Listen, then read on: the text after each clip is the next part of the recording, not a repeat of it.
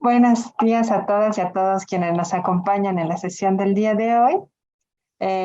Sean bienvenidas, bienvenidos y bienvenidas a esta primera sesión del ciclo del Seminario Ciudad Habitable para todas y todos nosotros por ellas, que en este ciclo 2022 se titula Autoras de las Urbes, la historia a contrapelo. Y para inaugurar la sesión tenemos al doctor Javier Delgado y a la maestra Alejandra Mazzolo, y le voy a dar ahora la palabra al doctor Javier Delgado, director del PUEP, quien dará la bienvenida a la sesión. Adelante, doctor.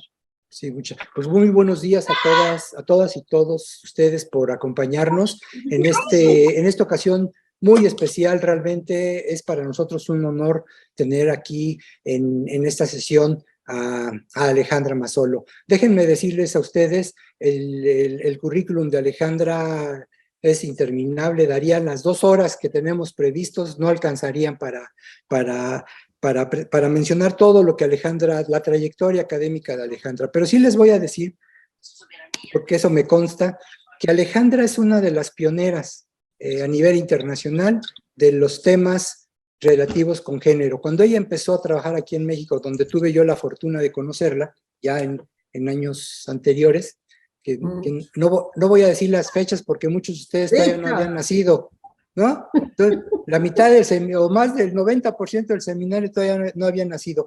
Pero déjenme decirle que cuando Alejandra empezó con estos temas, pues todo el mundo decía, oye, Javier, ¿y eso de qué trata? ¿O qué? No, pues no sé, vamos a ver qué dice Alejandra. Bueno, pues hoy, por eso y otras, y además porque pues Alejandra es una amiga muy querida de todos nosotros, es una persona de una generosidad y pues de un alma verdaderamente sin igual.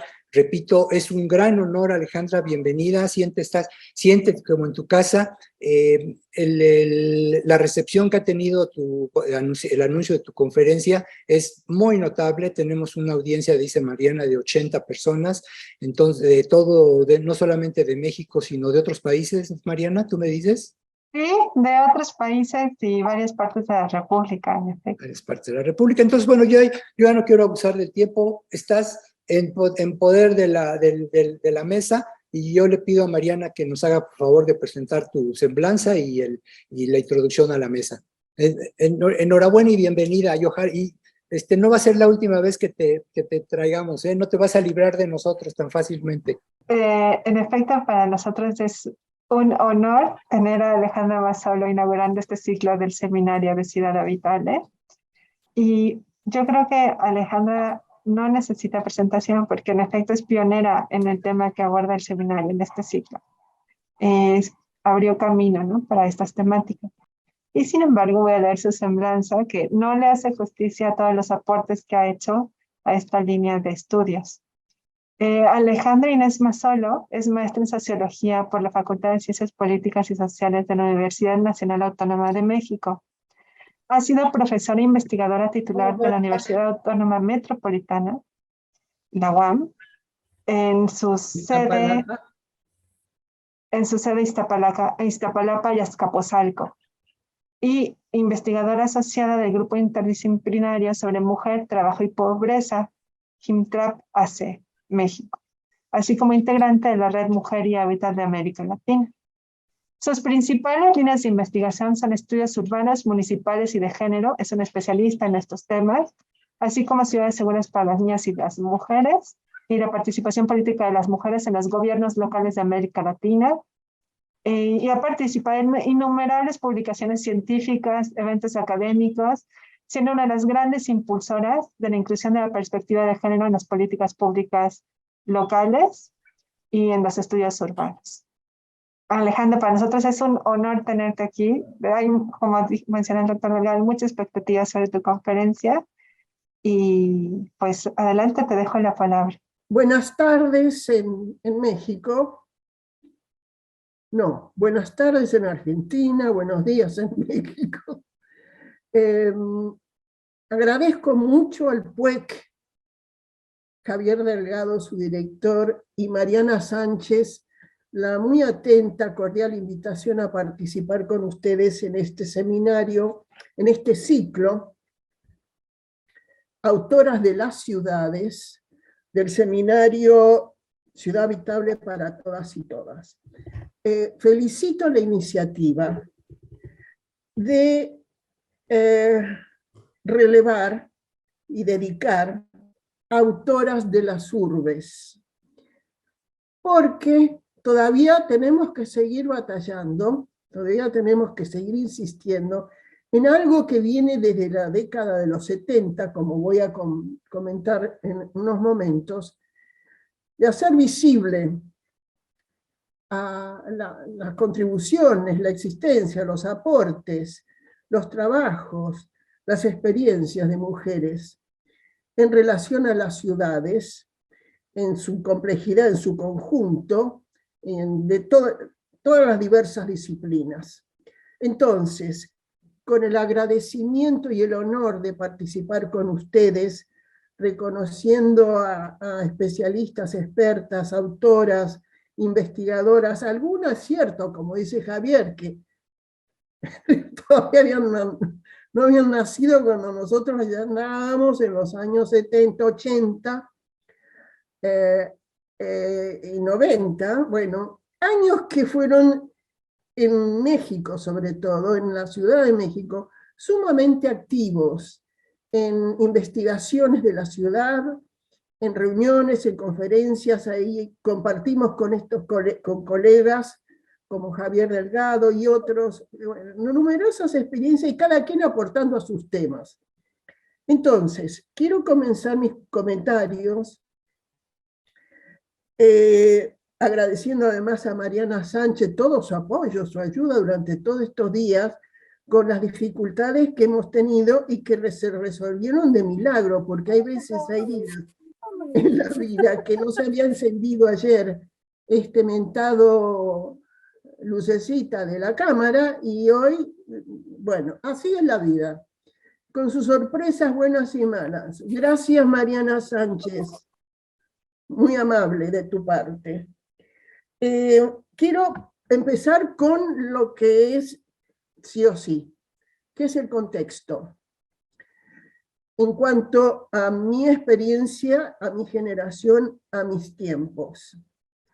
Y el contexto es sumamente importante, indispensable tenerlo en cuenta, conocerlo, en todo lo relacionado con los estudios de género, con sus relacionados a diversas disciplinas. Y el contexto fue la década de los años 70 del siglo pasado. Un contexto de años y tiempos de extraordinaria dinámica social y de particularmente la emergencia, crecimiento, impacto de extraordinaria importancia cultural, que fueron los años del movimiento feminista, de los movimientos feministas, sobre todo llamada segunda ola del feminismo, pero porque primero por los antecedentes de las sufragistas, por supuesto, pero en los años 70 el movimiento feminista, los movimientos feministas surgidos sobre todo en Estados Unidos, países de Europa, incipientes en América Latina, son el contexto en el cual se gesta, se vincula íntimamente la movilización social, las reivindicaciones feministas. ¿Me están escuchando? Ok. Bueno, sí. Con lo que fueron los inicios de los llamados estudios de género, la apertura en universidades, en centros de investigación, de los llamados estudios de la mujer, Women's Studies. Es decir, el movimiento feminista de la década de los 70 tiene un impacto cultural profundo, social, cultural, político, de largo plazo hasta el momento y más adelante. Pero ¿qué es lo que en los 60 impactó en cuanto a la apertura de espacios, de ámbitos en las universidades, centros académicos, de los llamados estudios de género? Y voy a insistir en la enorme importancia que ha tenido para la investigación de las ciudades con perspectiva de género, con la construcción teórica, conceptual, metodológica del feminismo, estos espacios de investigación, de trabajo, de publicaciones, que fueron instalando el tema en la agenda de los estudios de género, las cuestiones urbanas.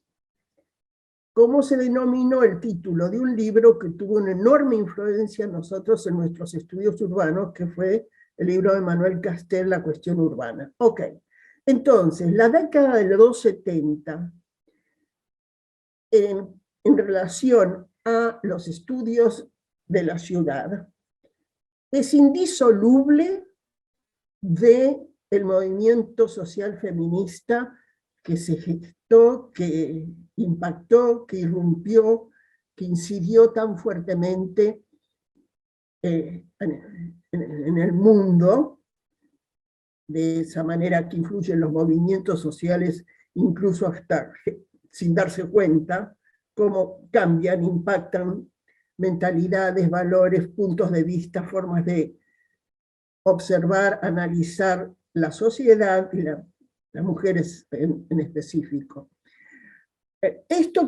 ¿Por qué tiene que ver esto? Tiene que ver porque hay dos aspectos que son claves para ubicar, entender los procesos que llevamos de la década, entre la década de los 70 y de los 80, en cuanto a la investigación de la ciudad vinculada a género, a mujeres con perspectiva de género, sobre todo los procesos urbanos, la urbanización, la ciudad, los conflictos urbanos.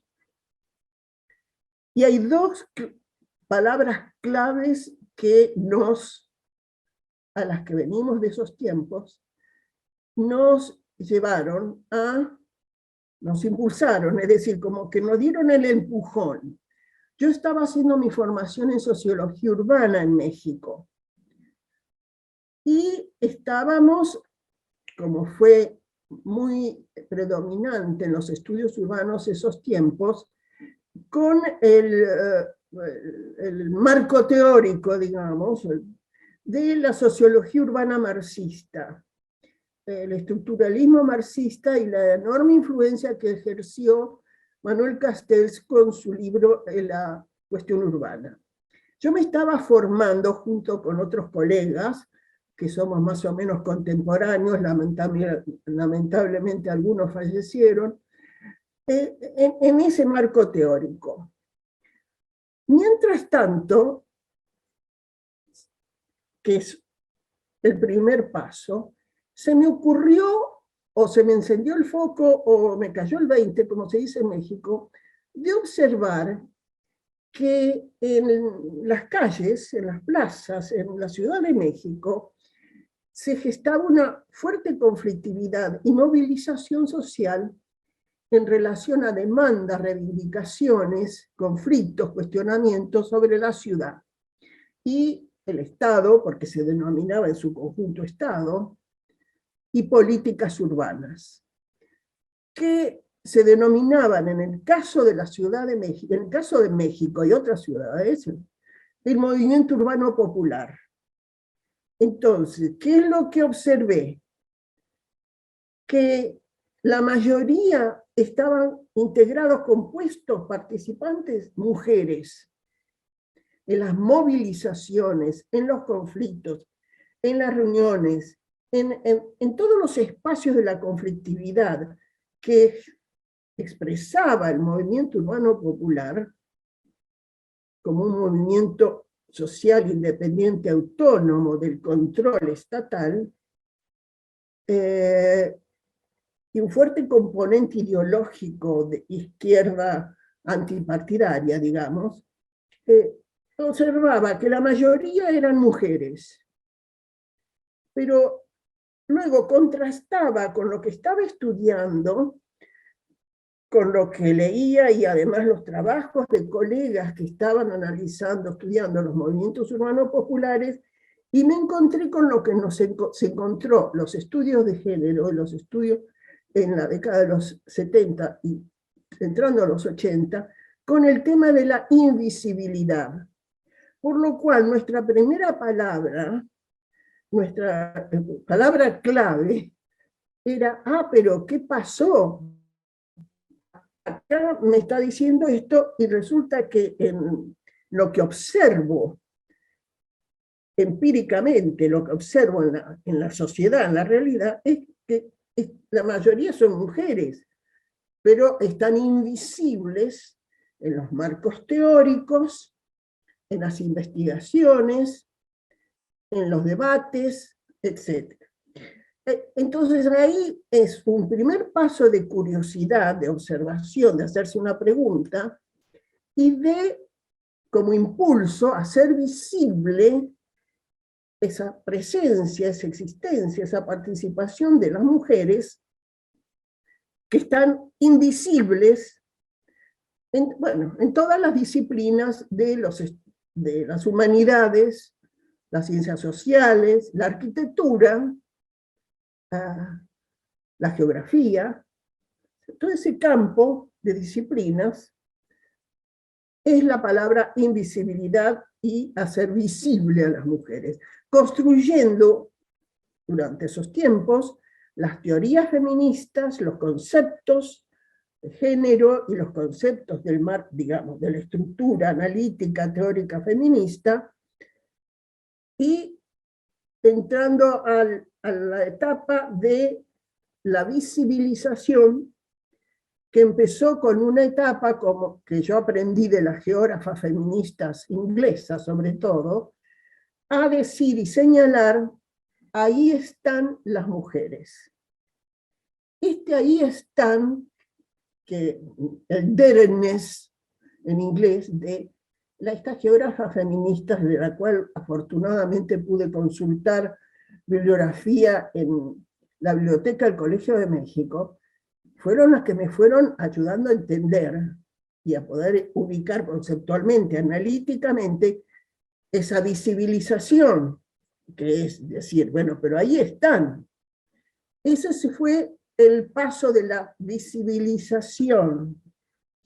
Un paso de visibilización absolutamente necesario, que fue en todas las disciplinas, todos los campos de estudio, de historia, etc. Una invisibilización que en el caso de los estudios urbanos tenía directa relación con un marco teórico en el cual prácticamente no existían los sujetos, sino las categorías eran masa, clase social, masas, y fuerza de trabajo, y con denominaciones territoriales según los países, movimientos de pobladores, movimientos de moradores, y en el caso de México, denominado urbano popular, es decir, movimientos urbanos populares. Quiero decir, señalar la importancia de la Ciudad de México, sobre todo la Ciudad de México, pero otras ciudades también, de que fue de la ciudad de los países en donde se gestó, desarrolló, tuvo una irrupción, una incidencia muy destacada, el movimiento urbano popular, llamado MUP, en relación a otros países, que también, como Perú, por ejemplo, Chile, movimiento de moradores, comunales, etcétera, con distintas denominaciones. Bueno, pero en el caso de México, de la década de los 70-80, me estoy ubicando en este contexto de la década 70-80, en los movimientos urbanos populares, con una enorme incidencia, importancia, que rompe con el control corporativo del Estado en relación a la población, a los habitantes de las colonias populares, de los asentamientos irregulares, en ese proceso de urbanización donde fueron las épocas de invasiones de tierra, de terrenos periféricos, invasiones masivas, la conflictividad en los centros urbanos. Bueno, este movimiento urbano popular que impactó mucho en la agenda de investigación de la ciudad en el caso de México, estaba compuesto en su mayoría por mujeres, pero luego en el marco teórico y en las investigaciones, que se hicieron muchas investigaciones, no aparecían las mujeres, es decir, la invisibilidad de las mujeres, porque el propio marco teórico, como se observaba las ciudades, no contemplaba la dimensión del sujeto, actores, actoras, en sus individualidades, en sus experiencias, en su subjetividad, en su papel, y por qué ahí. ¿Por qué ahí están las mujeres? Entonces esta fue la pregunta que me hice, ¿por qué ahí están las mujeres?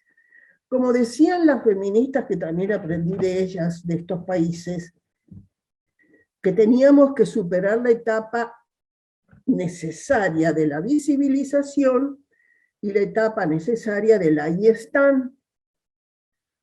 La etapa de visibilización que tendió a ubicar a las mujeres como víctimas de las ciudades, dado que son ciudades, estructuras,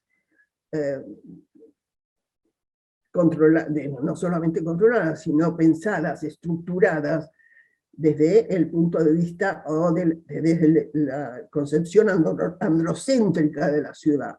Entonces eran decisiones, eran medidas, eran ciudades estructuradas, funcionando con el predominio, la hegemonía androcéntrica, ¿sí? Bueno. Entonces, eso rompe la visibilización de las mujeres y el señalar ahí está, pero había que pasar de esa etapa necesaria a la siguiente, que era superando ya el ahí está, responder a los por qué con conceptos y enfoques teóricos feministas para dar respuestas y pasar a el necesaria señalamiento de la desnaturalización del ahí están las mujeres en los movimientos sociales urbanos, los movimientos urbanos populares, de pobladores, de moradores, etc. Es decir, no nos podíamos quedar con el solamente ahí están, porque el ahí están va a tener un efecto ideológico en la naturalización de las mujeres en estos espacios de participación social en las ciudades y el uso de las ciudades y la ubicación de las mujeres en las ciudades, con la naturalización de los roles de género como mandatos culturales. Entonces había que evitar el riesgo de la naturalización, sí visibilizar, pero quitarle el carácter de naturalización y ubicarlo en cuanto a mandatos de género, roles de género, desigualdades de género. Es ahí donde se fueron realizando las investigaciones en el caso de México, otros países, Perú destacó también. En el caso de América Latina, a diferencia de Europa y Estados Unidos, fue muy importante los trabajos testimoniales, para empezar, de el ahí están, de análisis y de análisis feminista, de relevamiento del papel de las mujeres en los movimientos populares, en los movimientos de los asentamientos periféricos, en las las diferentes conflictualidades urbanas que ocurrieron en esas décadas, ese relevamiento, visibilización de las mujeres, pero en un plano ya analítico, diferente y ya ubicadas como actoras de las ciudades, pero a su vez con diferencias, desigualdades, discriminaciones, segregaciones que corresponden a mandatos de género y que corresponden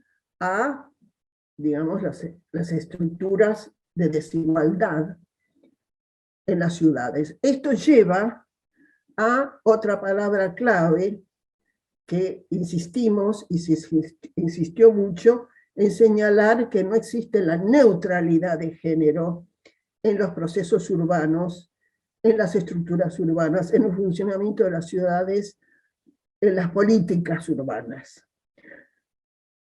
Quitarle este carácter de neutralidad estuvo bastante complicado. Y hubo, yo en mi experiencia, notaba, como decía Javier Delgado, a ver, esta señora de qué está hablando. Vamos a ver, ¿por qué están diciendo que son las mujeres tal cosa? Cuando nosotros estamos investigando y decimos que los movimientos, la estructura, cómo funciona la ciudad, bueno, algunos con la sensibilidad, por ejemplo, de Javier Delgado, otros con una cierta resistencia amable, otros un poquito más duros,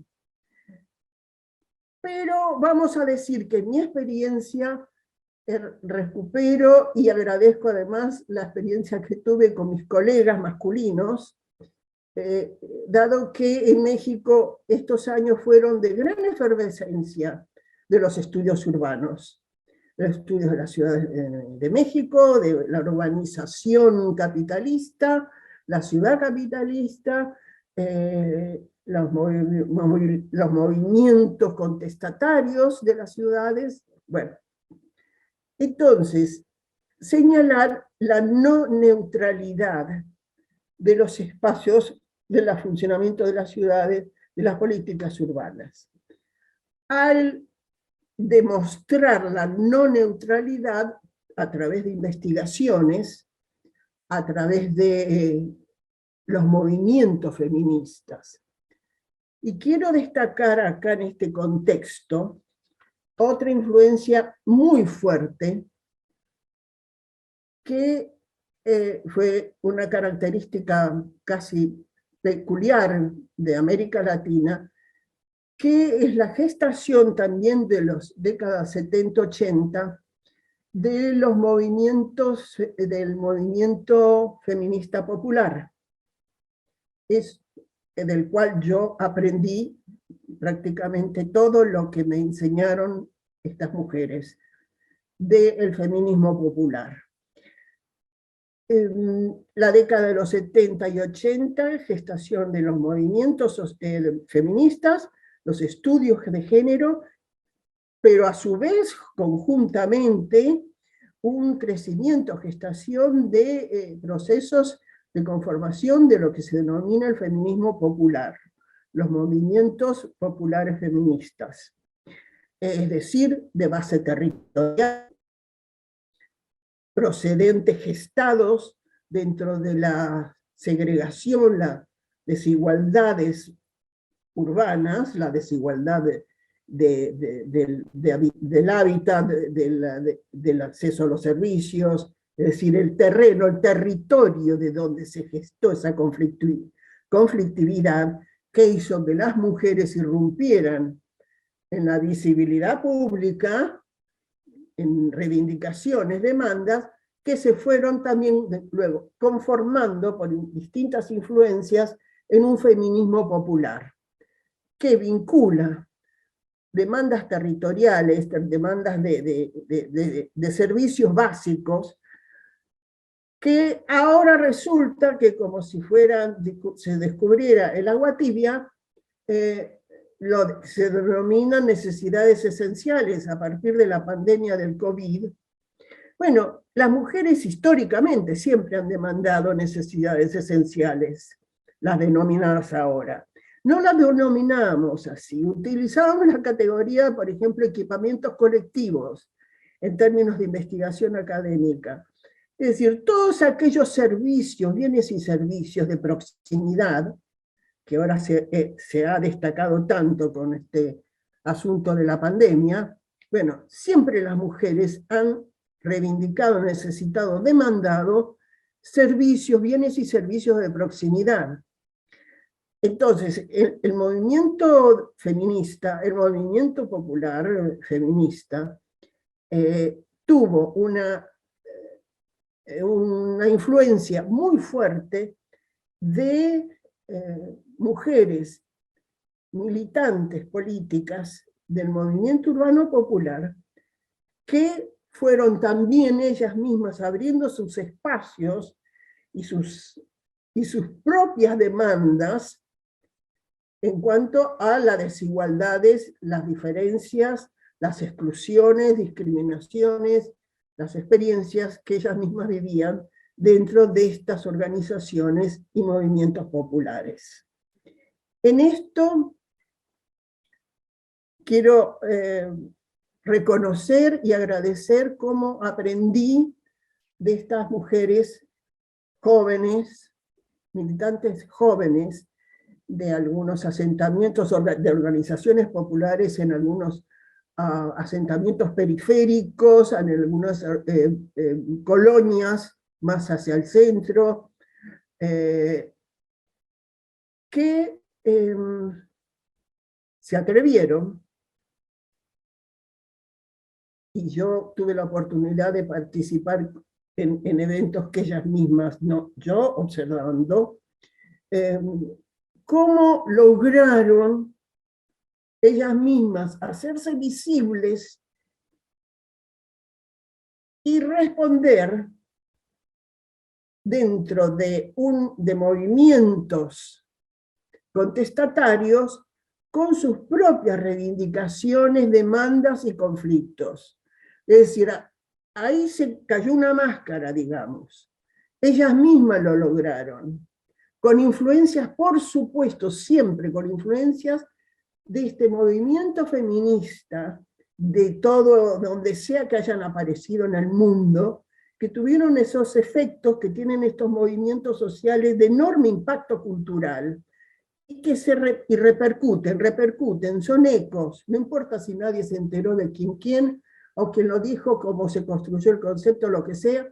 Bueno, entonces, con influencias de ese contexto de movimientos feministas, se construye, en el caso de México, este movimiento feminista popular, y aquí entonces voy a los primeros trabajos de investigación, que en mi caso, porque estamos hablando de las autoras de las ciudades, en esos tiempos, décadas de los 70, de los 80,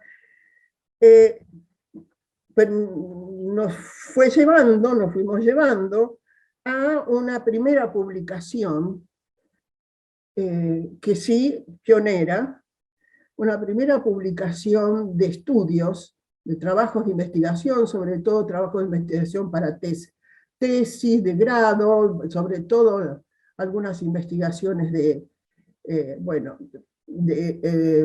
sus lugares de trabajo académicos, pero algunas también de tesis de licenciatura, en fin, que dio lugar a la publicación del libro Mujeres y Ciudades. No, ahí no está. Mujeres y Ciudades, Participación Social, Vivienda y Vida Cotidiana. Ahí está, Mujeres y Ciudades. La primera compilación de investigaciones con perspectiva de género sobre temas de la ciudad, que tuve la oportunidad, y siempre agradeceré el espacio, cómo me facilitó el espacio, el apoyo del Programa Interdisciplinario de Estudios de la Mujer del Colegio de México, PIEMS, en esos tiempos, y del ENURRUTIA, que coordinaba el PIEM, que incluso ella misma me planteó, ¿por qué, Alejandra, no preparas una compilación con estos temas que se están refiriendo a las ciudades? Bueno, así fue entonces, que fui reuniendo estos trabajos para elaborar esta compilación, y me pregunto en la introducción qué sabemos de las mujeres en las ciudades. Primera pregunta que necesariamente refiere a la invisibilidad. Bueno, a la crítica androcéntrica al estudio de las ciudades, en los estudios urbanos, a la crítica de la supuesta neutralidad de las políticas urbanas, del funcionamiento de las ciudades, de la planeación urbana.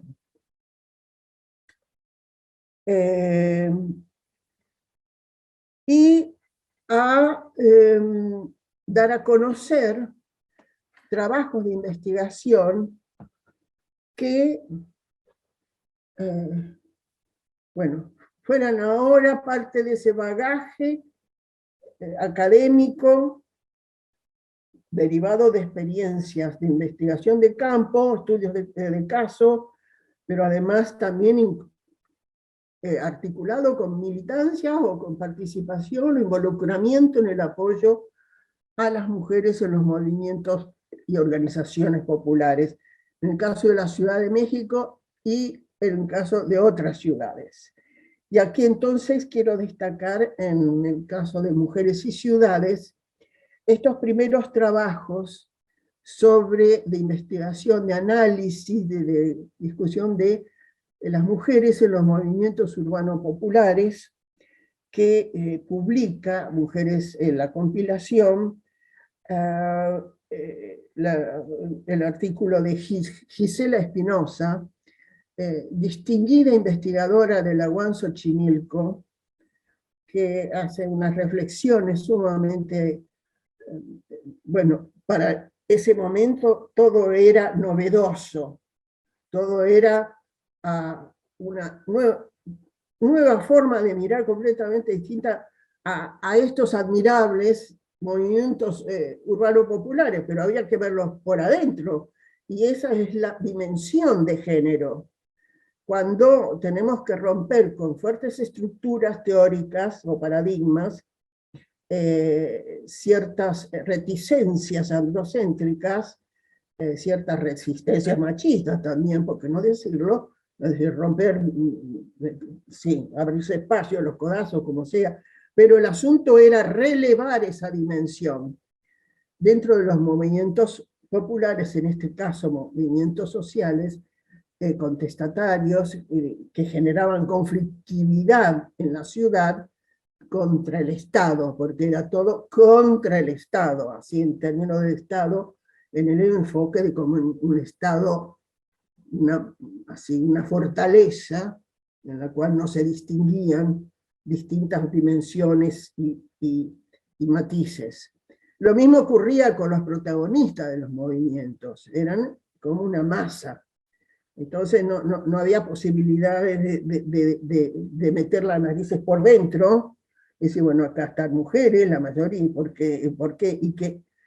Y no todos son tan buenos y solidarios, y que la lucha, y todo, sino por adentro, meter las narices por adentro. Y revelar esas dimensiones de análisis que lo hace los estudios de género.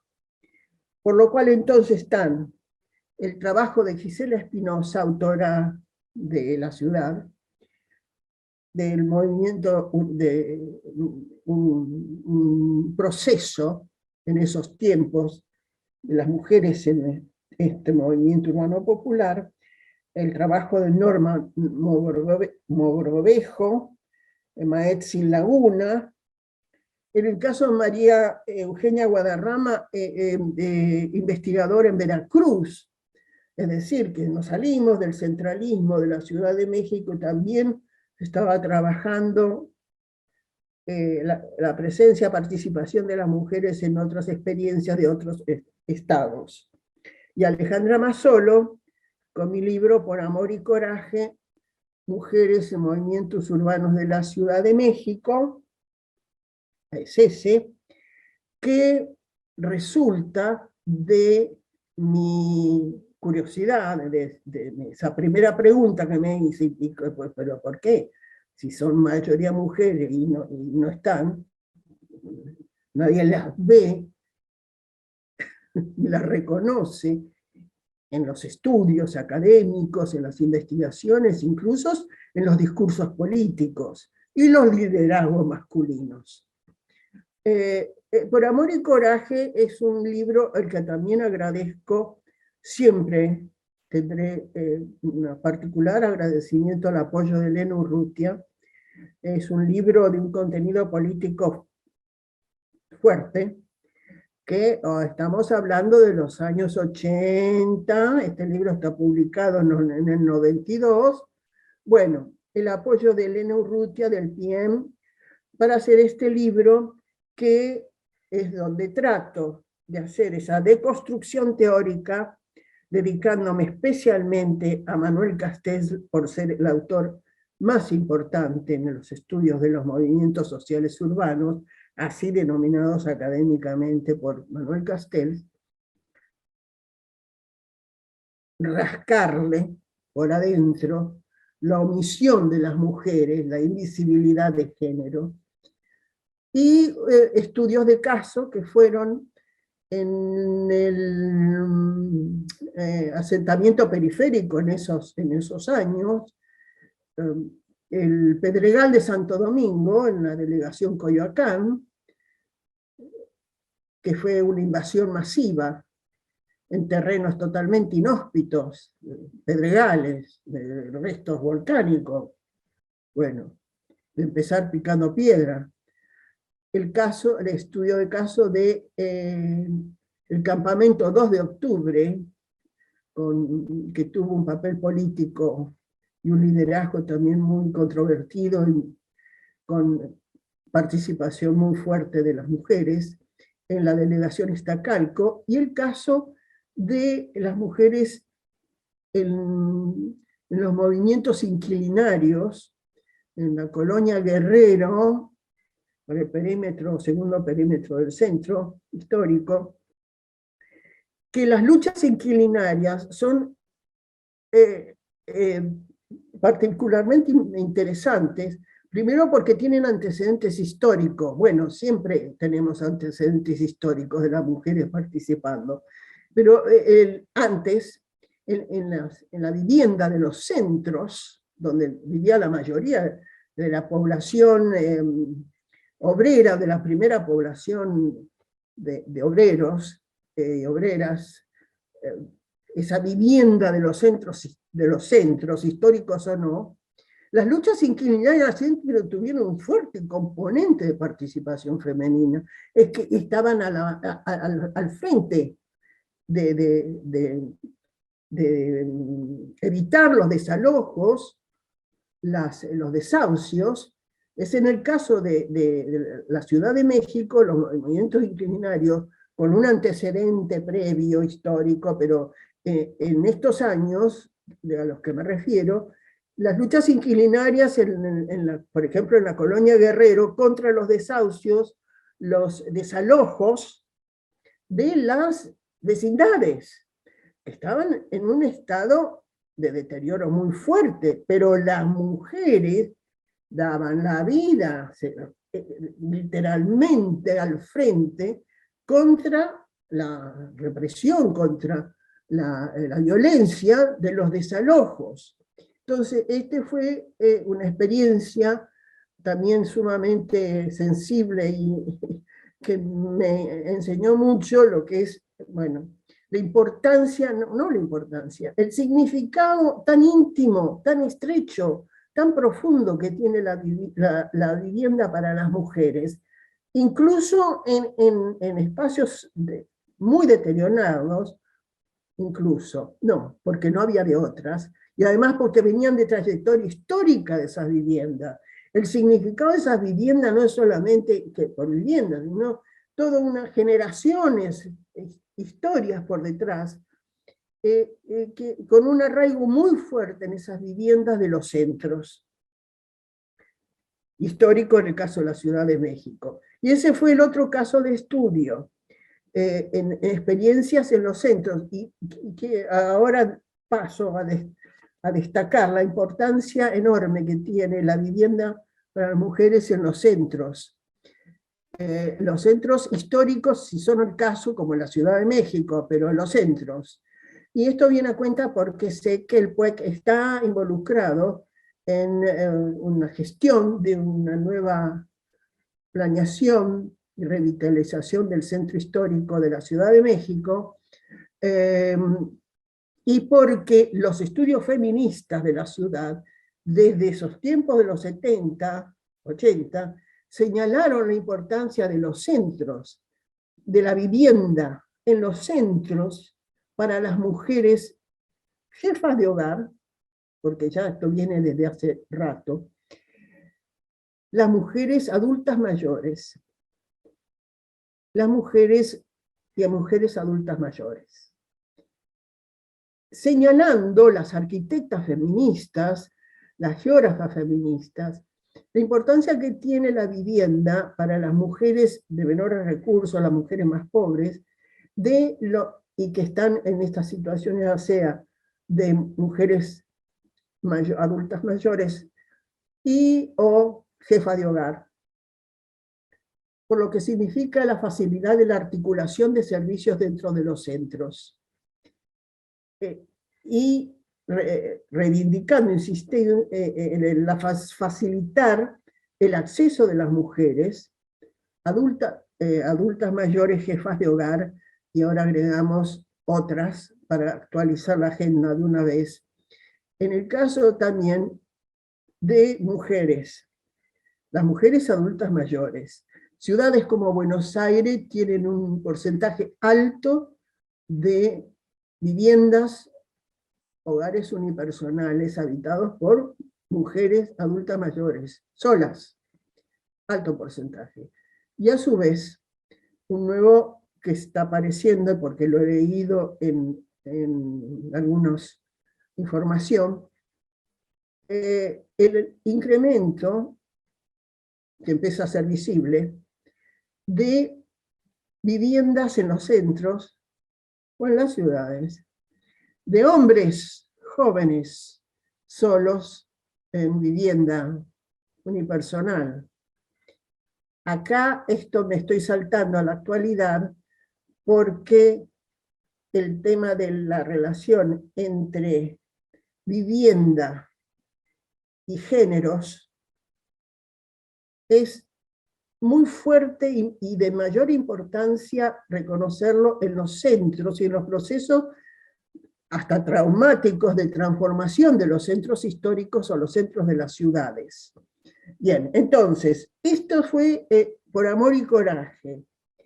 Y lo que traté de demostrar, y como también impulsar el análisis y los debates, las reflexiones de las mujeres autoras de la ciudad. En la Ciudad de México y otras ciudades han sido construidas, reconstruidas, renovadas, han sido defendidas con un fuerte componente de género en relaciones sociales de género, y de el papel de las mujeres en relación a la ciudad. ¿Papeles que son mandatos culturales? Sí. Pero también papeles de liderazgo, de autonomía. Y lo vuelvo a repetir, las ciudades han sido y son espacios de emancipación de las mujeres, que necesariamente los estudios de género revelaron la discriminación, la segregación, las opresiones y la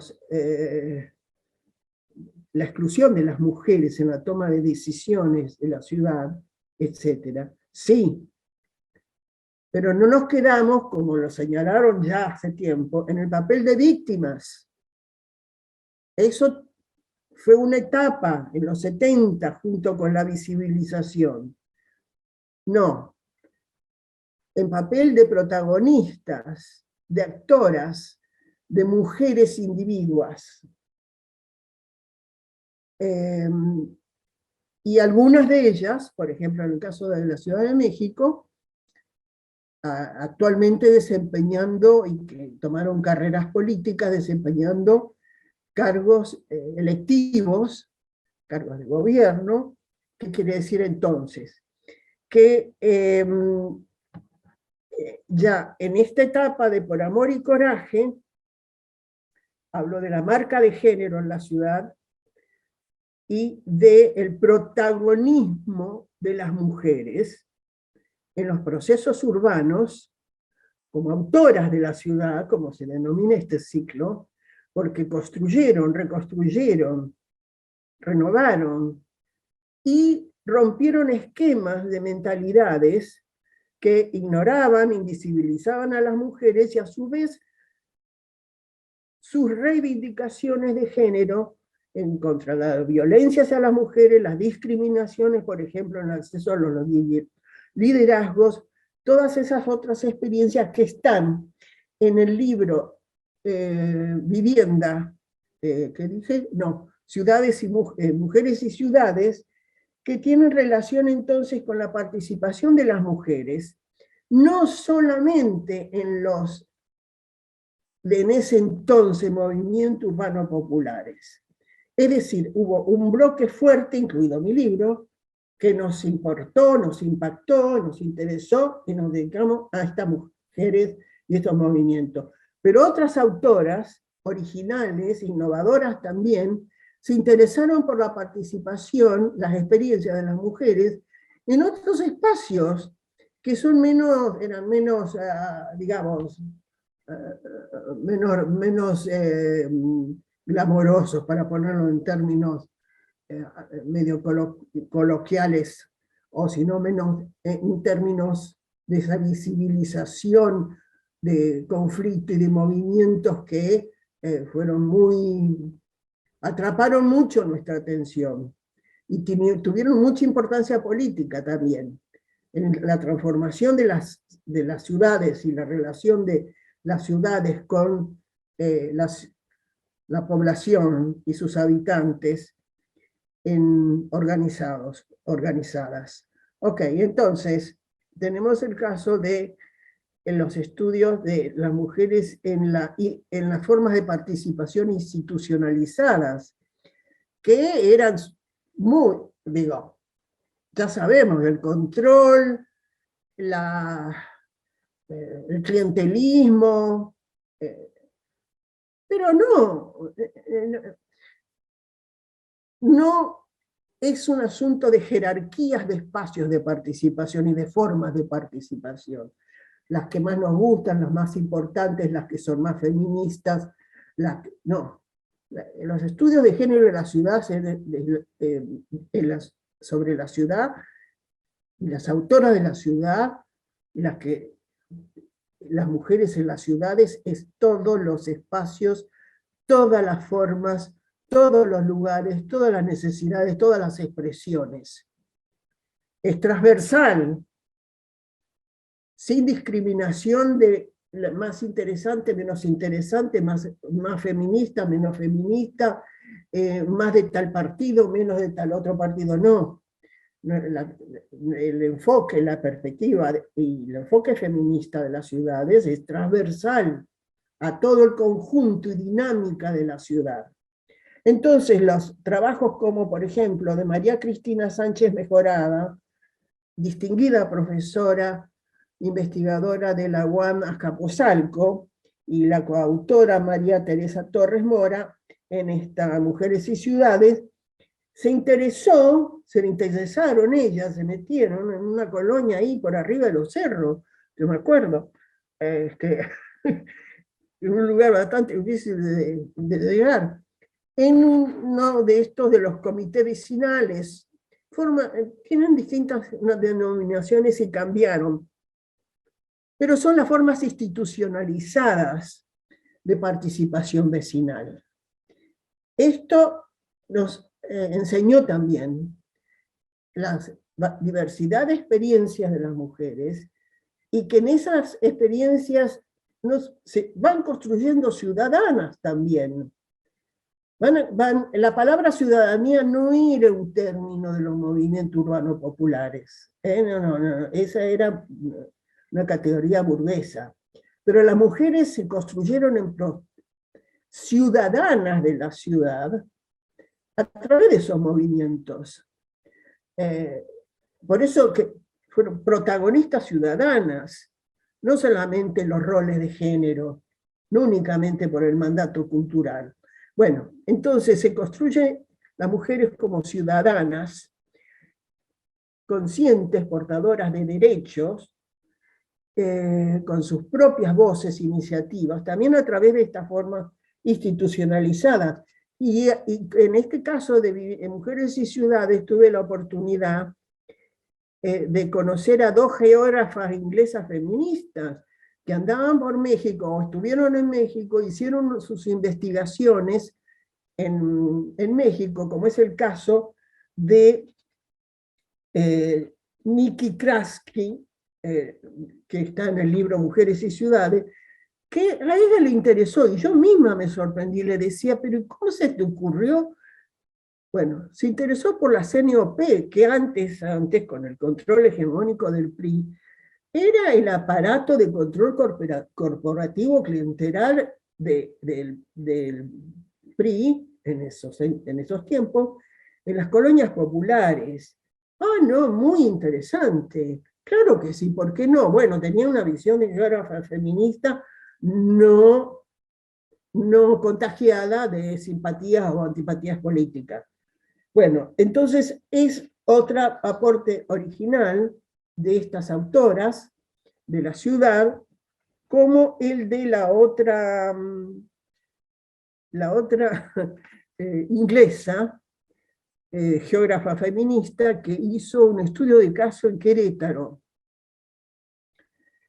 y del cual, bueno, también ella aportó su artículo en español, derivado de su investigación, y es muy interesante lo que plantea la Silvia Chant ahí, en el caso de estas colonias populares en Querétaro, y que tiene vigencia todavía en el debate acá actual, pandemia, COVID, y la agenda que estamos renovando, que se está renovando.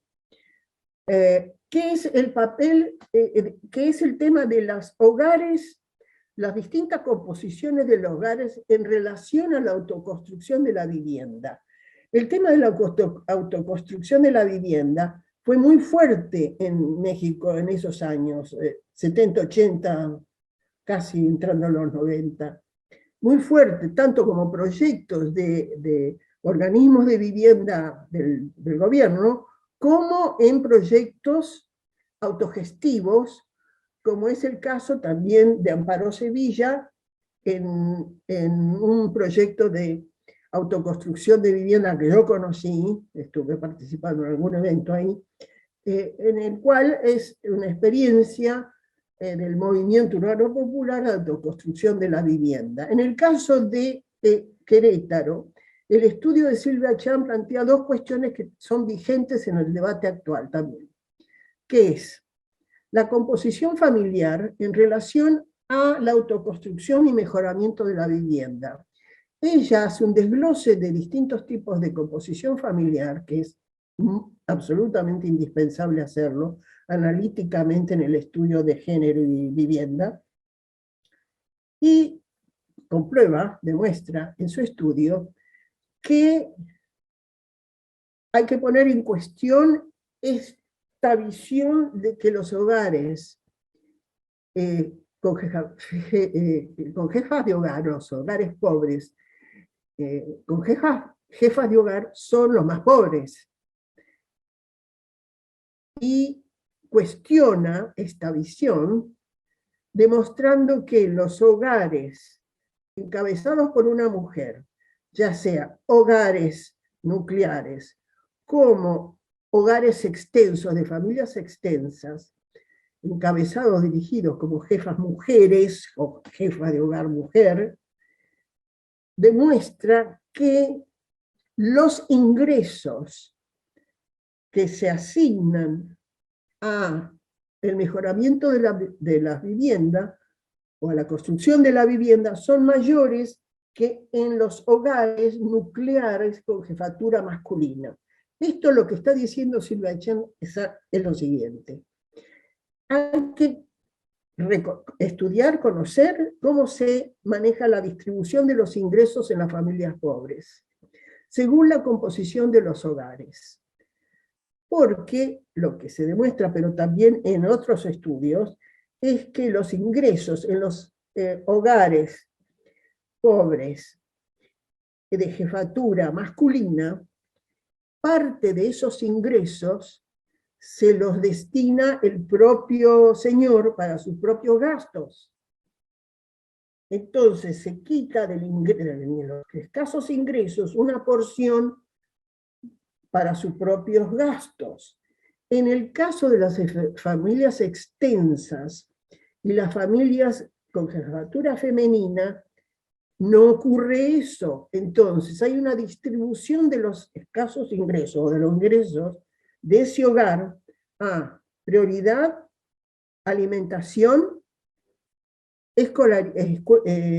educación y mejoramiento de la vivienda. Y Silvia Chen lo pone en debate, que es un debate que espero que se esté actualizando en México y otros países, en relación a la vivienda, que es un tema central de los estudios urbanos y también de género, a ver qué está pasando actualmente con tantas transformaciones sociales. Bueno, entonces, acá tenemos el tema de la vivienda, que es un tema de extrema importancia, para además también la autonomía de las mujeres. Porque, y ahora nos vamos entonces a... me avisan cuando tengo que parar, ¿eh? Alguien tiene que avisarme cuando se acaba el tiempo. Natalia, no, Mariana, ¿cómo voy? Sí, hay que empezar a cerrar, doctora. Pero está bien. 10 minutos más puede ser, si le ¿Ya parece. cierro? 10 ¿Termino? minutos, bueno, hable porque falta un libro, ¿no? Entonces estaría bueno, no hay prisa. Usted hable del libro, yo le aviso cuando falten 10 minutos. Ok, listo. Entonces,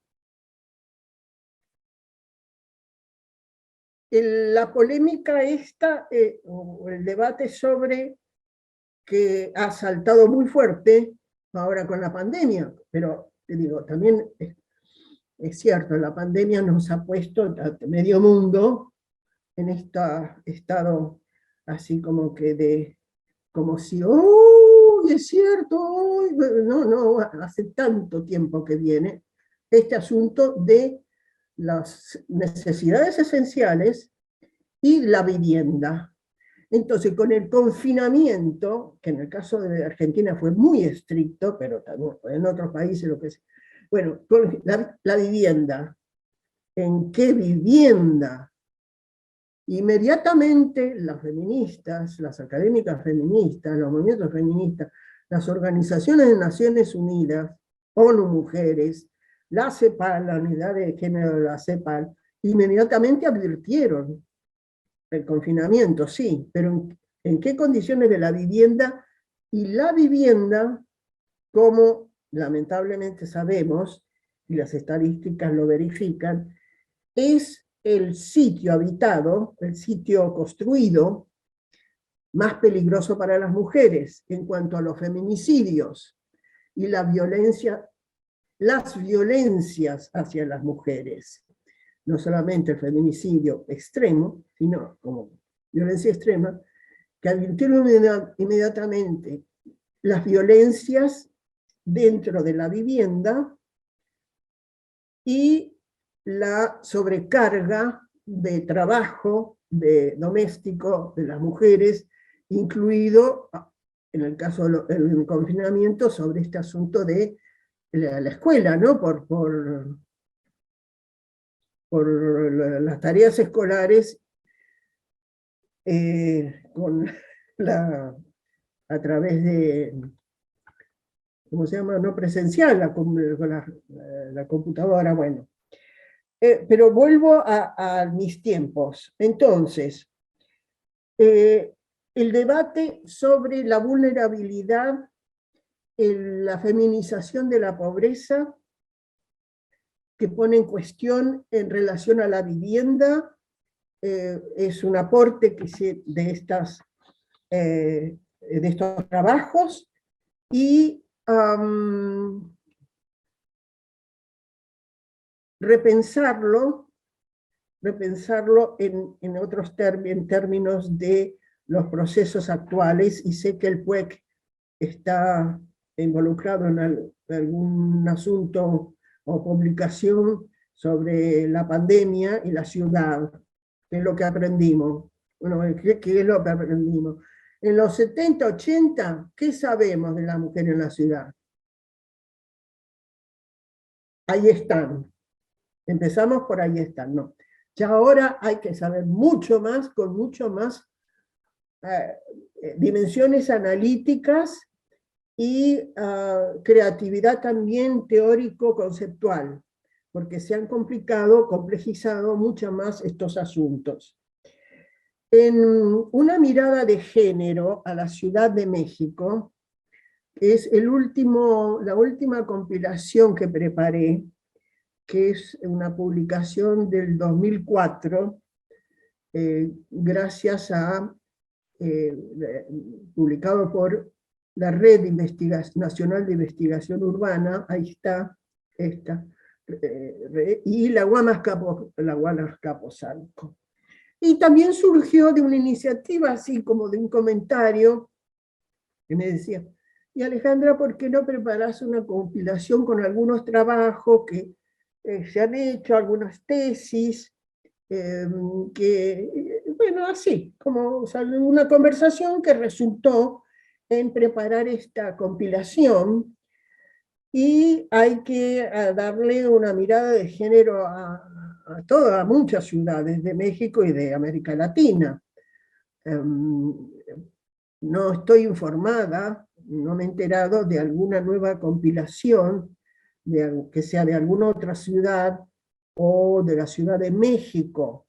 Y bueno, recibo información del Facebook, de otras redes, de otros enlaces. No me he enterado si se ha renovado esta mirada de género a la Ciudad de México en alguna compilación, en algún libro, u otras ciudades de México.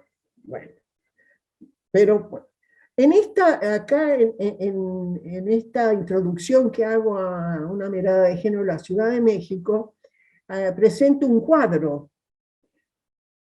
de los temas como ya instalados, los temas de género en los estudios de la ciudad, que pueden decir los temas gruesos, que son equipamientos, vivienda, transporte, seguridad en los espacios públicos y planeación urbana. Ustedes verán en la introducción este cuadro, donde están ubicadas estos y desglosados los subtemas en cada bloque de estos temas, que sí es cierto, son los temas, vamos a decir, ya consagrados en la agenda de género de los estudios de la ciudad.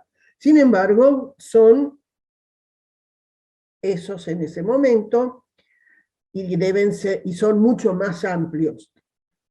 Pero en cuanto a lo que es este cuadro, quiero destacar el tema de transporte y seguridad de las mujeres en los espacios públicos. El tema de transporte, en el caso de las españolas, se adelantaron y avanzaron bastante.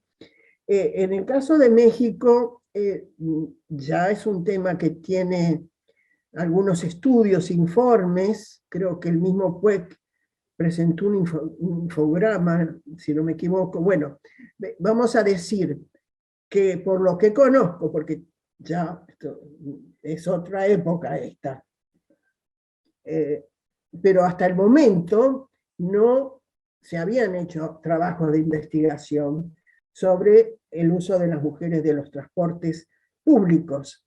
Pero sí quiero destacar que la Ciudad de México fue ciudad pionera en América Latina en un programa de seguridad de las mujeres en el transporte público, que fue el programa Viajemos Seguras.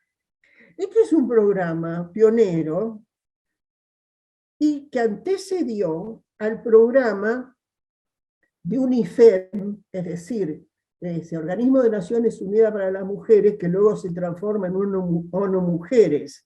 Hacia los fines de los 90, todavía entonces UNIFEM crea este programa importantísimo de seguridad, de ciudades seguras para las mujeres, ciudades seguras para todos.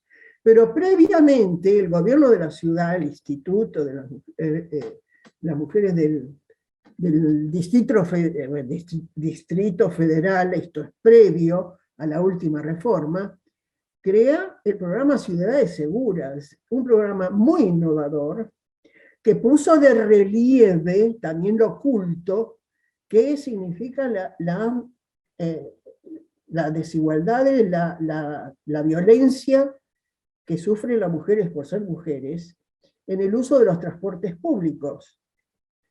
Y este programa comenzó con el caso del metro, que lo conocen, y luego siguió al Metrobús. Bueno, esto viene a cuenta de que, si bien hay informes y estudios, pero desconozco si hay ya trabajos publicados sobre el transporte público en cuanto al uso de las mujeres.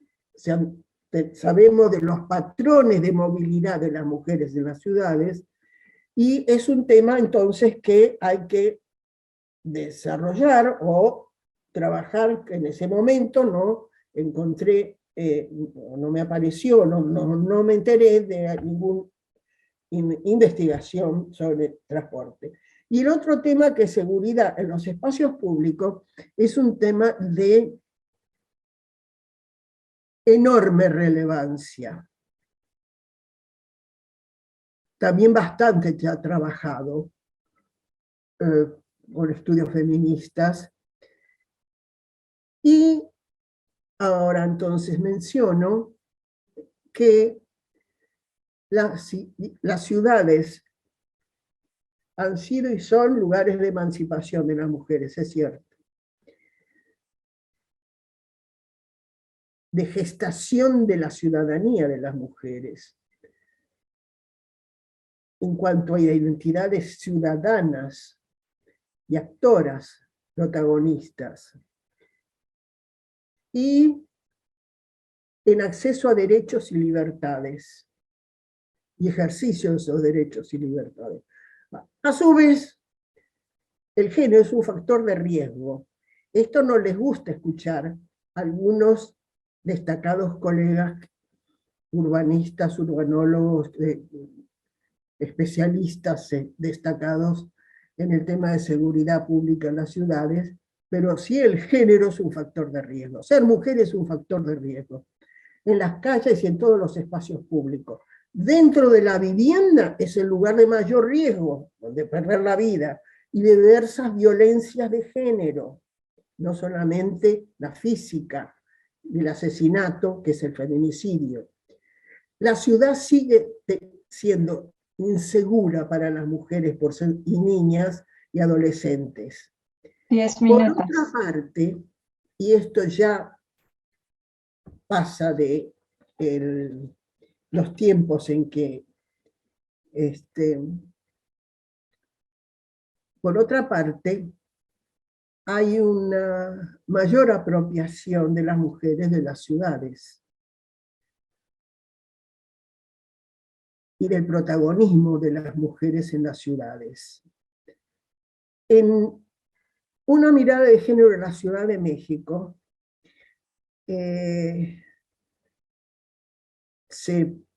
está el artículo de Socorro Arzaluz, destacada investigadora del Colegio de la Frontera Norte en Monterrey.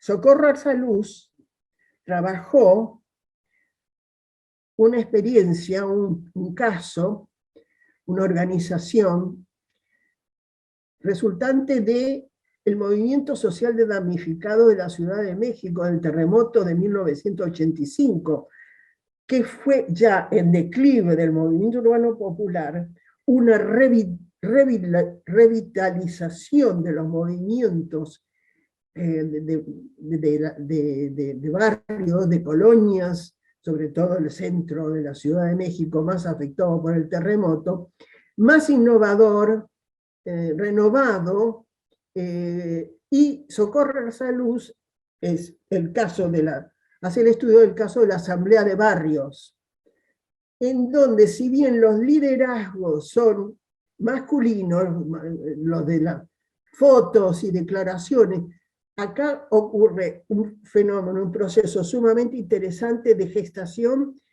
de construcción y de protagonismo de liderazgos femeninos, que incluso todavía están en los lugares ocupando otros papeles. Perdón. Bien, voy finalizando.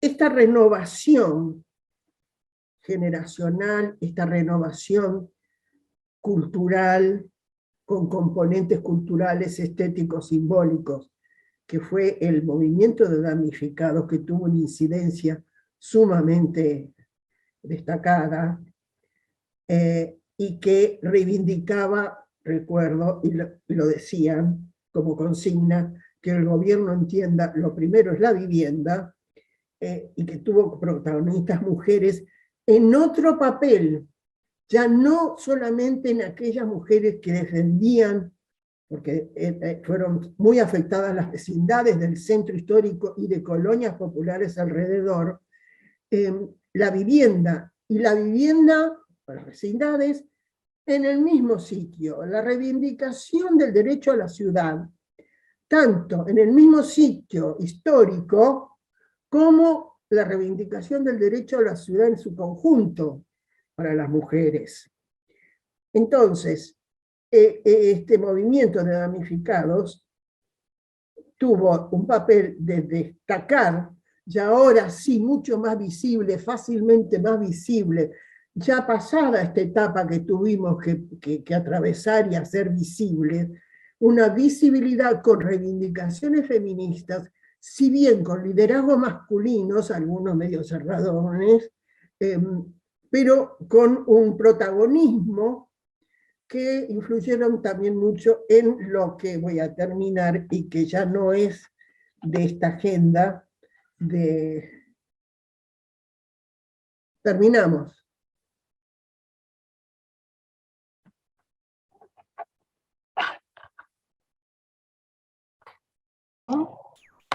¿Qué pasó?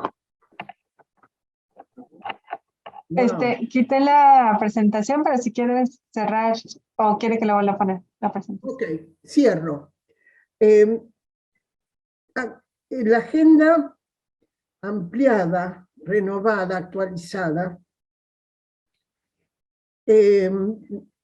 sugiero tener en cuenta esta nueva movilización y conflictividad social que representan mujeres jóvenes de movimientos feministas, que no le voy a poner el nombre, el número, pero que están protagonizando y están teniendo una intensa relación con la ciudad a través de conflictos y reivindicaciones por la violencia que sufren las mujeres y los feminicidios. Esta nueva generación, sobre todo jóvenes feministas, tienen una apropiación de la ciudad diferente, con fuerte contenido lúdico, estético, también polémico, controvertido, pero sugiero relacionar, porque de hecho están vinculadas, estos movimientos feministas de nueva generación con los temas de género y ciudad en relación a participación y a los componentes simbólicos y estéticos relacionados con la ciudad. Les agradezco mucho su atención. Ahora no veo nada más que una pantalla, pero muchas gracias, y con mis saludos y abrazos de larga distancia. Vivo en la Patagonia, entonces, bueno, abrazos para todas y todos los quienes participaron en esta sesión. Muchísimas gracias, Alejandra. Es realmente impresionante el recorrido que hiciste y la claridad de poner los temas a lo largo de este desarrollo de la temática. Y yo por mi parte tomo nota para invitar a las próximas sesiones justamente a quienes no había pensado. Voy a buscar justamente a estas actrices o actoras de las ciudades. Si le parece bien, ¿podemos hacer una ronda de preguntas y respuestas por parte del público? Gracias, ya tengo acceso a hablar. Bueno, primero agradecer al PUEG por la invitación, Alejandra Mazzolo. Alejandra, muchísimas gracias por aceptar esta conferencia, porque quienes te conocimos hace muchos años, perdimos la pista de repente. Sabíamos de tus libros, yo los tengo aquí, los volví a ver con una gran emoción, y quiero decirte que fuiste muy importante para que se abriera la materia de geografía y género en la carrera de geografía en 2007, porque justo eran como la argumentación de si hay una línea de conocimiento, si hay esta área, lo podemos trabajar. Nos decían, eso no existe, eso no es geografía, y nosotros decimos, claro que sí, aquí están los libros, aquí están las fuentes. Y pues desde entonces tenemos esa materia como optativa, pero está la materia de geografía y género, que mucha gente se sorprende que exista eso. Todavía. Exacto, todavía se sorprenden, pero gracias a tus trabajos que fueron pioneros, fue muy importante para nosotras abrir esta línea de investigación, además también de los trabajos que hiciste en cuanto a participación política de las mujeres en los gobiernos locales, ¿no? Eso también es una línea muy importante que tú abriste en México. Y después. Exacto, y fue muy bueno, y escucharte me ha dado una gran alegría. Te agradezco muchísimo lo que nos has dicho. Además, o sea, nos dejas también muchas pistas para seguir trabajando. Entonces yo no tengo como una pregunta, yo pasaría horas hablando contigo, más bien te agradezco infinitamente todo tu trabajo y tu labor, y trataremos de seguir tu ejemplo. Muchísimas gracias. Muchas gracias. Y felicitaciones a ustedes. Muchas gracias. Le doy la palabra entonces a Perla Fernández y a Ciotzili Ediet, y luego leo una pregunta que llegó por el chat. Adelante, Perla. Muchas gracias por este evento. La verdad es que es una gran oportunidad poder estar aquí, y sí, efectivamente, volver a retomar tus libros. En lo personal fue pues inspiración para mi tesis de maestría sobre las relaciones de los procesos de vivienda, de migración indígena en San Cristóbal de las Casas, y cómo las mujeres indígenas justamente adaptan esta forma de la vivienda, ¿no? Entonces, justamente se retoman muchas de las categorías de los libros de tus trabajos, y pues estoy feliz de verte ahora nuevamente. Y pues la pregunta es cómo, siento que de repente en la academia nos hemos quedado mucho en lo light, digamos, hemos perdido este activismo que tú nos has mostrado en tu trabajo de los años 70, de los 80, de los 90, como esta participación y esta relación que las académicas tenían, digamos, con las bases, con las mujeres, con el trabajo en las periferias, en los centros. Y de repente las mujeres ahora académicas, bueno, en lo personal siento que nos estamos quedando muy en la teoría, y hemos como que desconectado con esos grupos, con esas mujeres que están totalmente luchando, viviendo el día a día y batallando con esta ciudad, ¿no?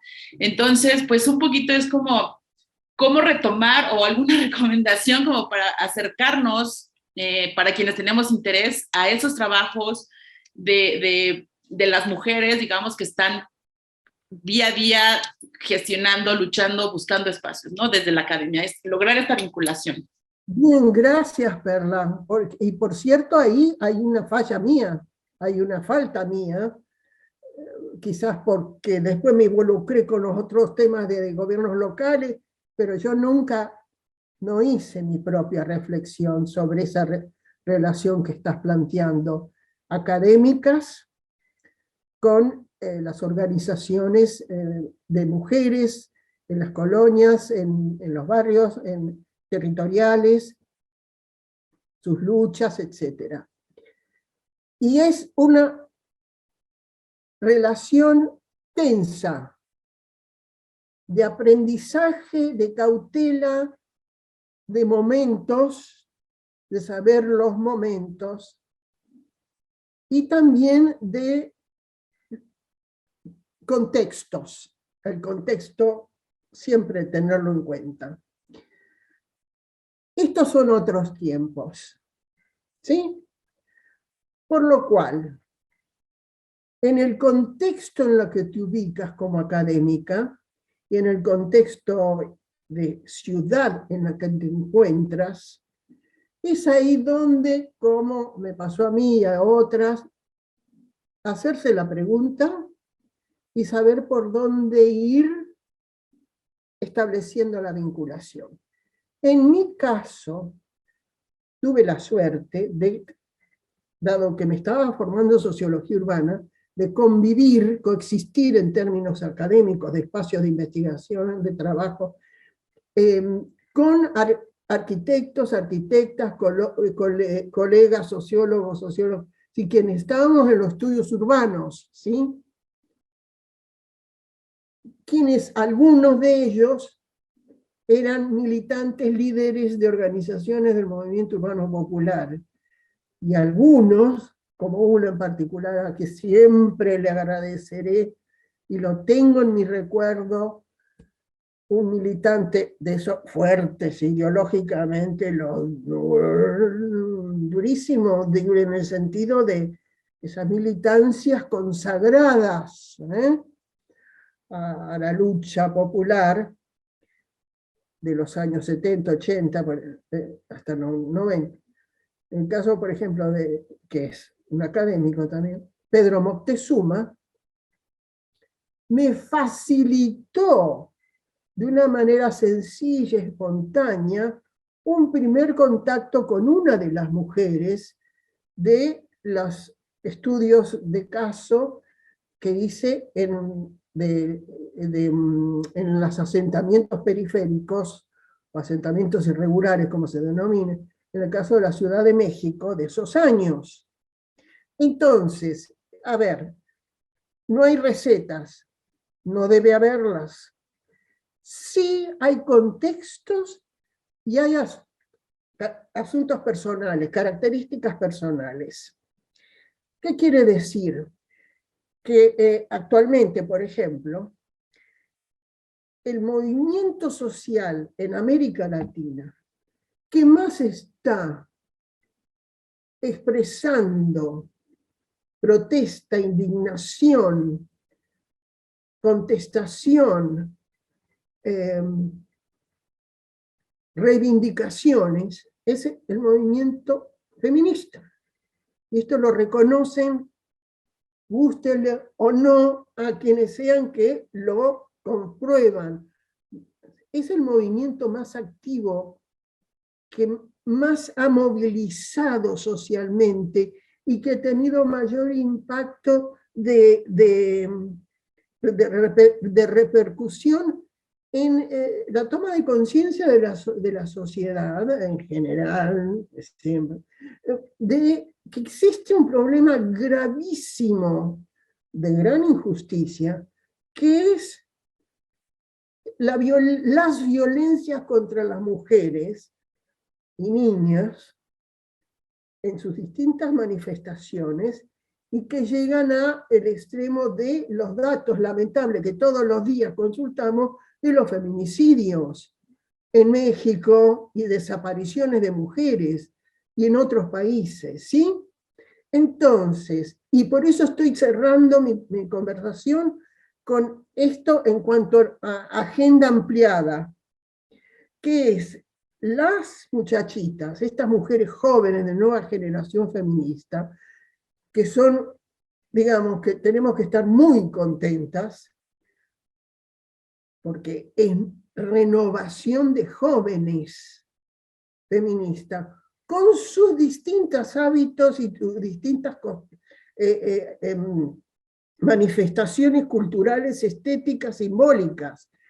Hay un tema polémico que lo he seguido, en el caso de la Ciudad de México, en cuanto a estas manifestaciones feministas de protestas contra la violencia y los feminicidios, que tuvieron una conflictividad, una polémica en cuanto a los monumentos históricos, en cuanto a lo que se denominó vandalismo de ciertos monumentos y ciertas mobiliario urbano. Esto es un debate, pero lo comento y lo sugiero como una nueva forma, una reapropiación distinta a las generaciones anteriores de mobiliario urbano, de monumentos históricos que están resignificados, es decir, no hay odio contra eso, contra el monumento, contra la pared, contra la estatua, no. Es una resignificación que expresa la indignación, como las sufragistas que quemaban los buzones de correo, que es como si quemaran el internet ahora, pero tenía que manifestarse la indignación contra una injusticia, con razones justificadas.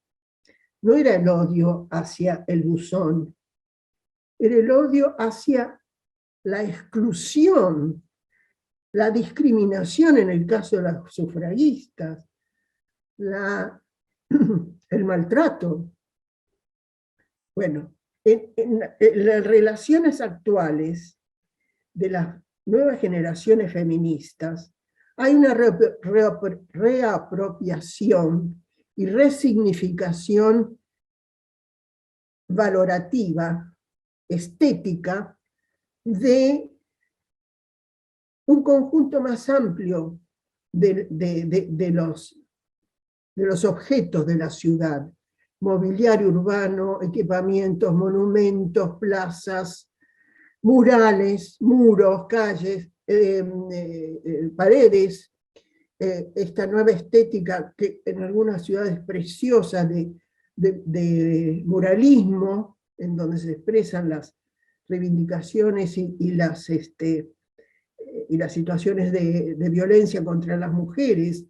Eso que es visible, ya absolutamente visible, que sí provoca debate, polémica, incluso represión, incluso, ustedes bien lo saben, en la Ciudad de México ha ocurrido. Hay que estudiarlo, tiene que formar parte de la agenda de análisis de la investigación de género y ciudad. Y lo veo como algo particularmente importante, necesario. Porque además, como se cuelan tantos prejuicios, tanto machismo, tanto misoginia, con ese tema además de las redes sociales y todo, bueno, se hace un embrollo horrible. Y hay que esclarecer, eso es lo que tratamos de hacer en los pioneros estudios. Ahora hay que esclarecer más, hay mucho discurso misógino, horroroso, impune, hasta absurdo, porque uno es el siglo XXI. Bueno, sí, hay que seguir haciendo ese trabajo de picar piedra y de meter las narices y de abrir, pero hay que hacerlo con metodología, con análisis, tratando además de recrear conceptos feministas de género apropiados. Muchas gracias. Ya le cedo la palabra a Ciotzili. Ay, perdón, disculpa, estoy pronunciando mal tu nombre. Si puedes hacer una pregunta muy concreta. Y le voy a leer unas del chat mientras tanto. Aquí hay dos preguntas. Bueno, hay tres, pero una ya la tocaste el tema, que era sobre justamente la juventud, ¿no? Los movimientos feministas de jóvenes que están ahorita manifestándose. Y si puedes dar una reflexión al respecto, pero ya la diste. Y la otra pregunta que está por el chat dicen, es una persona que viene de sociedad civil, dice, ¿cómo podemos impulsar la apropiación del espacio público en zonas suburbanas con grupos intergeneracionales de mujeres? Ellas son un centro de derechos humanos que se encuentra en León, Guanajuato, que es una parte de México que ahorita pues tiene bastante violencia, y ellos llevan a cabo un programa de escuelas de bici, pero que no les ha costado llegar a mujeres jóvenes.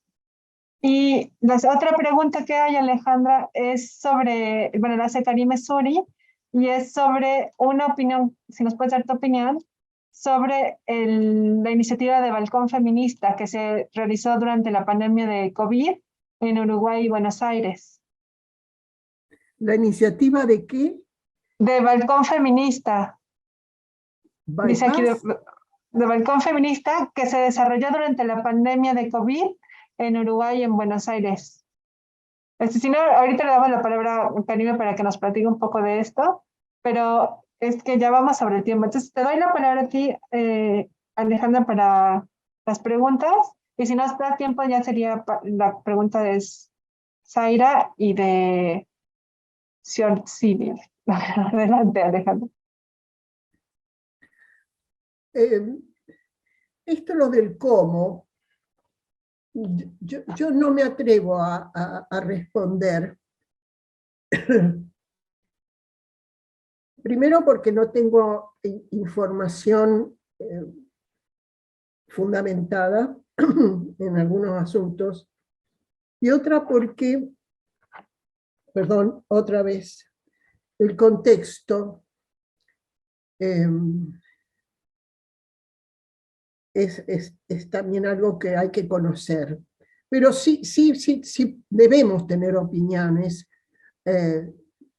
más generales, más globales, y lo que estoy diciendo es que vuelvo a la agenda, que es el tema que me convoca acá, a la agenda pionera, y a lo que me parece que además hay que ampliarlo.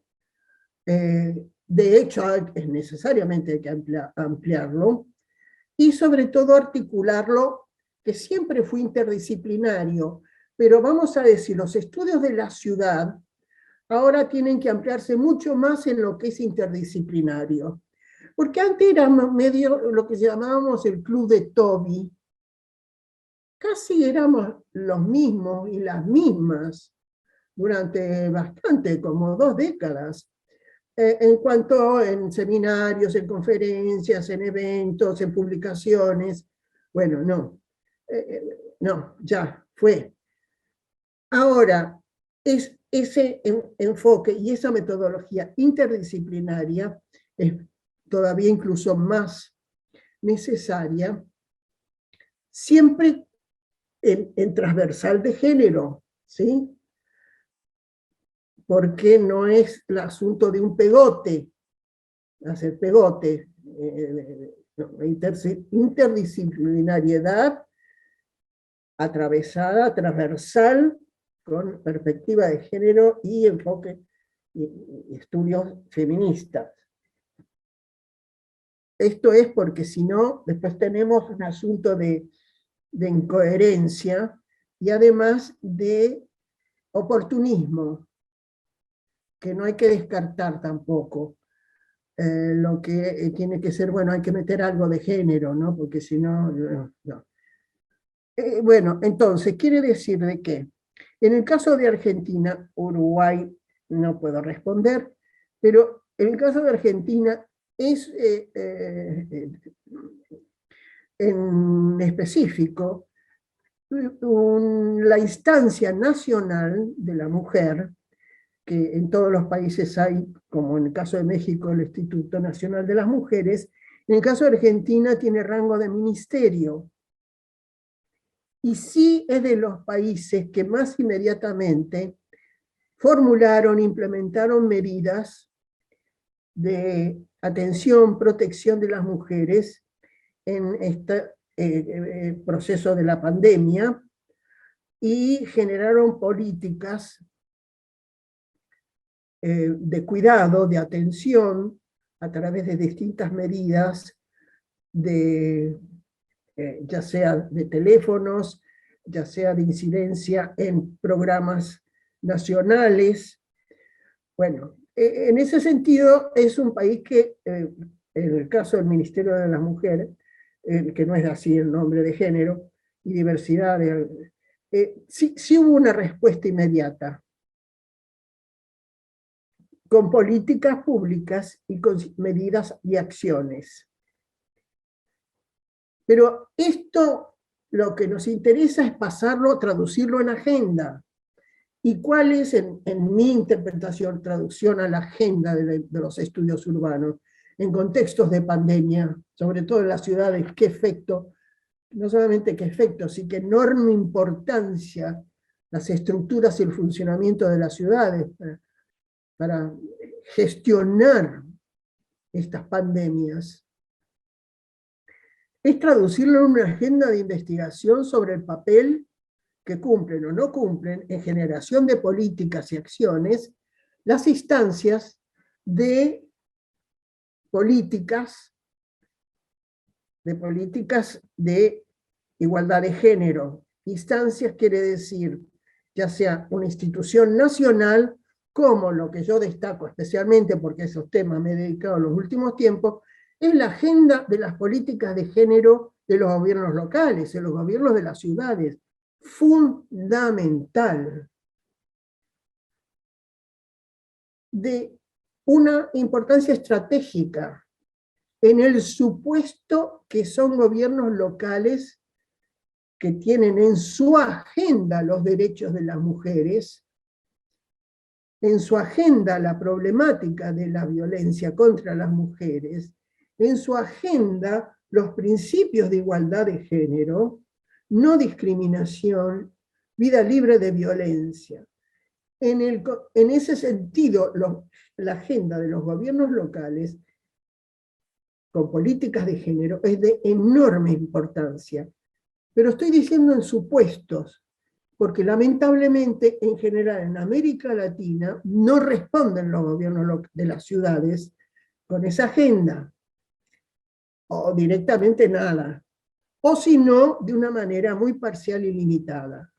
Pero hay gobiernos locales que se han destacado en este proceso de la pandemia, por lo cual en la agenda debe incluirse el papel y la agenda de los gobiernos locales en relación a todos los asuntos de la ciudad, porque los gobiernos locales tienen competencia sobre la gestión de las ciudades. Bueno, los componentes y la dimensión de género, de igualdad de género, no discriminación, no violencia, cómo está operando, cómo se inserta, se institucionaliza, opera, actúa.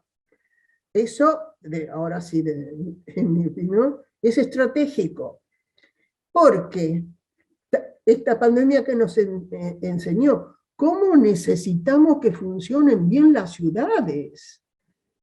Qué terrible los casos de ciudades y todas las noticias que tuvimos durante la pandemia. Qué importancia que haya ciudades que funcionan de manera eficiente y eficaz para responder a la diversidad de situaciones, necesidades, géneros y demandas y necesidades, carencias, o lo que se denominan necesidades esenciales. Es decir, por eso es de que reivindico y resalto nuevamente el papel de las feministas, académicas, de organizaciones sociales, de movimientos sociales, de Naciones Unidas, ONU Mujeres, CEPAL, la Comisión Interamericana de las Mujeres de la OEA, que inmediatamente reaccionaron y pusieron el llamado de atención, cuidado, el riesgo y las mujeres las mayores afectadas por todas las medidas de confinamiento, y qué respuestas debe darse en política pública y en acciones concretas hacia esas situaciones de mayor problemática para las mujeres. Y no quiero usar la palabra vulnerabilidad, que es la que ha retomado ahora, está retomando mucho el concepto, el tema de la vulnerabilidad, el que criticamos mucho en los 70 y los 80, porque era muy fácil la respuesta a las mujeres pobres, la vulnerabilidad, y detrás de eso tenemos una visión, una concepción paternalista, patriarcal, de pobrecitas, las tenemos que tener ahí protegidas, con el criterio patriarcal de lo que las mujeres necesitan. Entonces, la palabra vulnerabilidad todavía, si bien reconocemos la vulnerabilidad en este contexto de la pandemia, toda la población ha estado de alguna u otra manera en cierta vulnerabilidad, pero no es la vulnerabilidad de la pobre víctima a la que hay que ayudar, controlando y manteniéndola, en el caso de las mujeres, en sus papeles domésticos y sus papeles subordinados. Entonces, por eso evito la palabra vulnerabilidad, que es otro tema que hay que darle un nuevo contenido, un nuevo enfoque, a partir de la pandemia, en relación a las mujeres en la ciudad. A ver, las mujeres han sido afectadas terriblemente con la pérdida de empleos informales, porque es el mayor mercado de trabajo de las mujeres en trabajo informales. Eso ya lo han dicho incluso las organizaciones de Naciones Unidas. Bueno, pero sin embargo, sigue adelante todo, siguen ahí cuidando. Y está el tema de la ciudad cuidadora, que es, vamos a ponerlo en la agenda, ya lo puso el PUEC, que va a ser, que tiene incluso una publicación, o tiene un proyecto. A ver, y ya lo puso en una publicación la CEPAL. ¿Quiénes cuidan en la ciudad? Ahora, el tema es ciudades cuidadoras. Entonces, tenemos que darle contenido transversal de género. Al final, ¿quién cuida en las ciudades? ¿Cómo cuidan? ¿Con qué recursos? ¿Por qué tienen que ser tales las que cuidan y no otros o otras las que cuidan? Es decir, cuestionar, darle contenido de género a esto que es el tema de la actualidad, ciudades cuidadoras. Y en eso hay experiencias muy relevantes, quiero destacar el caso de la ciudad de Bogotá, que tiene por primera vez una alcaldesa electa, primera vez alcaldesa, y lesbiana, con su pareja de matrimonio, y que tiene una política, la Secretaría Distrital de las Mujeres de Género, que es de los gobiernos de ciudades con antecedentes de largo plazo de políticas de género. Bueno, un proyecto de la ciudad, que les recomiendo que lo consulten en la página web de la Alcaldía de Bogotá, que manzanas cuidadoras, y para darle oportunidad a las mujeres de liberarse de los cuidados, no que cuiden mejor, sino de liberarlas de los cuidados para que puedan disfrutar de otras actividades, aprender, descansar, Porque si, aquí estamos de nuevo en este tema de los roles y los mandatos. Antes, por supuesto, se decía, por eso desnaturalizar. Claro, las mujeres son la mayoría que hacen las gestiones de los servicios públicos, ¿sí o no? La mayoría en los movimientos populares o en cualquier organización vecinal, las que están ahí haciendo las gestiones para el mercado, para el agua, la introducción de los servicios. Este papel de gestión social proyecta a las mujeres a la visibilidad pública, es cierto, pero detrás de eso tenemos que, un momento, ¿por qué? ¿Dónde está? Este es un mandato. Tienen la habilidad, sí. Crecen como ciudadanas, sí, pero no es natural. Entonces ahora con el tema de la pandemia, también desnaturalizar este asunto de la ciudad cuidadora, a ver, ¿quién cuida? ¿Cómo? ¿Y qué transformaciones hacen las ciudades en la gestión de las ciudades para que efectivamente sean cuidadoras? Sin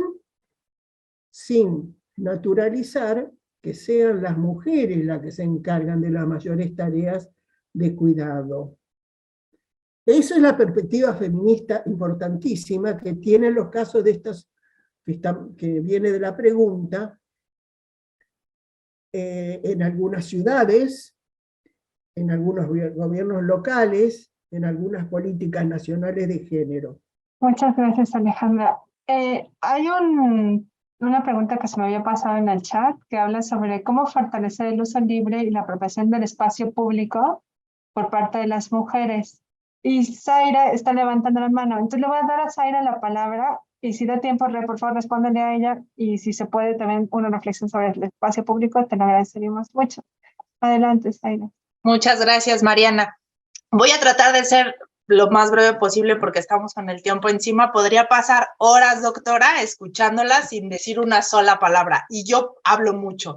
Pero bueno, una pregunta muy rápida. Desde hace algunos años yo he tenido como la inquietud de cómo podemos incorporar a los programas de estudio de las carreras que están enfocadas a la planeación urbana, justamente algunas materias que estén enfocadas, que tengan como el enfoque de género. Yo soy egresada de la carrera de planeación territorial de la UAM de hace algunos años y en la vida, o sea, ahorita platicaba con una colega y le dije, me sorprende cómo habiendo tanto material, nunca nos lo compartieron.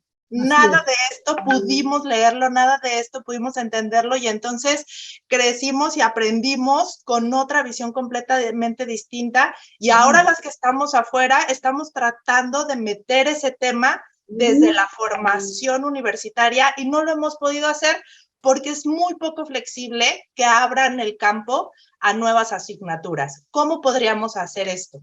La UAM, bueno, yo fui profesora investigadora de la UAM en la unidad Iztapalapa, la UAM Xochimilco. Colegas ahí, también hay un área, una maestría y doctorado en estudios de género, feministas. Bueno. La planeación, ¿qué tema? Es un tema grueso de la agenda, de los estudios urbanos, y también de los estudios de género en relación a la ciudad. El tema de la planeación es quizás uno de los ejemplos más claros del androcentrismo, es decir, la omisión total, es decir, el predominio, la hegemonía androcentrista en el pensamiento, en el diseño, en la estructura, en la metodología de la planeación urbana, ¿sí? Típico. Es típico. Eso que ha pasado en la UAM, en el caso es lamentable, pero no me sorprende, pero sí nos tenemos que enojar. Y estamos de nuevo entonces con esto que mencionaba en los 70, 80, de abrir que se abrieron esos espacios por influencia de los movimientos feministas, las académicas, las teóricas feministas, por influencia. Entonces, hay que seguir haciéndolo. Eso no está acabado en absoluto. Lo que me está diciendo es muy lamentable, pero es la realidad. Hay que penetrar por ahí, y por el otro lado, y por el otro, y en otra carrera, y en otra universidad, en otra... ¿Sí? Ok.